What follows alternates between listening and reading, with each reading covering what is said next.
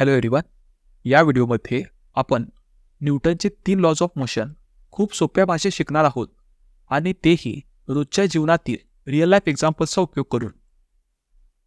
हे lodge sir इसॅक Newton यांनी दिले होते, जे आपल्याला समजावून सांगतात की वस्तू कसे मूव्ह करतात, कसे थांबतात किंवा फोर्स लावल्यावर कसे रिॲक्ट करतात.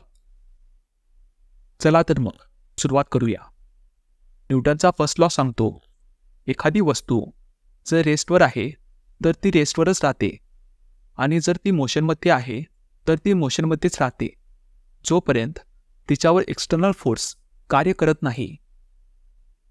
जर एखादी वस्तू हलत नसेल तर ती तशीच थांबलेली राहते आणि जर ती हलत असेल तर ती तशीच हलत राहते, जोपर्यंत काही फोर्स तिला थांबवत नाही किंवा तिची दिशा बदलत नाही. आता आपण एक उदाहरण घेऊ समजूया. समजा तुम्ही एका पार्क केलेल्या कारमध्ये बसला आहात. ती कार तोपर्यंत चालणार नाही जोपर्यंत तुम्ही ॲक्सिलरेटर दाबत नाही. तेच एक्सटर्नल फोर्स आहे. किंवा जर कार चालू असताना तुम्ही ब्रेक्स लावले तर ती कार हळू होते, कारण फ्रिक्शनचं फोर्स लागू होतं. हे सुद्धा एक्सटर्नल फोर्स आहे.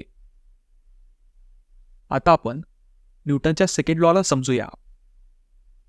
न्यूटनचा सेकंड लॉ सांगतो की एखाद्या वस्तूवर फोर्स लावल्यावर ती किती वेगाने ॲक्सिलरेट होईल हे त्या वस्तूच्या मासवर आणि ॲप्लाइड फोर्सवर अवलंबून असतं.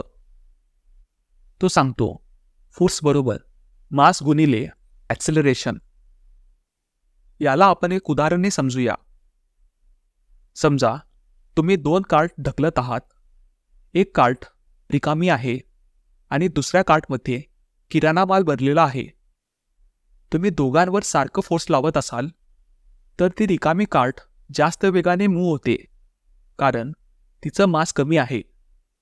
म्हणूनच हेवी ऑब्जेक्ट्सला ॲक्सिलरेट करायचं असेल तर अधिक फोर्स लावावा लागतो. आता आपण न्यूटनच्या थर्ड लॉला समजूया. न्यूटनचा थर्ड लॉ सांगतो, प्रत्येक ॲक्शनला एक इक्वल अँड ऑपोजिट रिॲक्शन असते. जेव्हा तुम्ही एखाद्या वस्तूला पुश करता तेव्हा ती वस्तू देखील तुम्हाला तितक्याच फोर्सने ऑपोजिट डायरेक्शनमध्ये पुश करते. याला आपण एक उदाहरणे समजूया. कधी तुम्ही बोटवरून जंप केला आहात का? जर तुम्ही पुढे जंप करता, बोट मागे सरकते. हेच आहे ॲक्शन आणि रिॲक्शन. तुमच्या पायांनी बोट पुश केली आणि बोटीनं तुम्हाला इक्वल फोर्सने मागे पुश केलं. चला तर मग लवकरात लवकर रिवाइज करूया आपण काय शिकलो. न्यूटनचा फर्स्ट लॉ सांगतो, वस्तू रेस्ट किंवा मोशनमध्येच राहतात जोपर्यंत काही एक्सटर्नल फोर्स लागू होत नाही. न्यूटनचा सेकंड लॉ म्हणतो, हेवी वस्तूला मूव्ह करायला जास्त फोर्स लावावा लागतो. फोर्स बरोबर मास गुणिले ॲक्सिलरेशन. आणि न्यूटनचा थर्ड लॉ म्हणतो, प्रत्येक ॲक्शनला इक्वल आणि ऑपोजिट रिॲक्शन मिळते. जर तुम्हाला हा व्हिडिओ आवडला असेल आणि काही नवे शिकायला मिळालं असेल तर कृपया लाईक करा आणि चॅनलला सबस्क्राईब करा आणि कमेंट्समध्ये नक्की सांगा की तुम्हाला फ्रिक्शन, ग्रॅव्हिटी किंवा इतर कोणत्या फिजिक्स टॉपिकवर व्हिडिओ पाहायचा आहे का.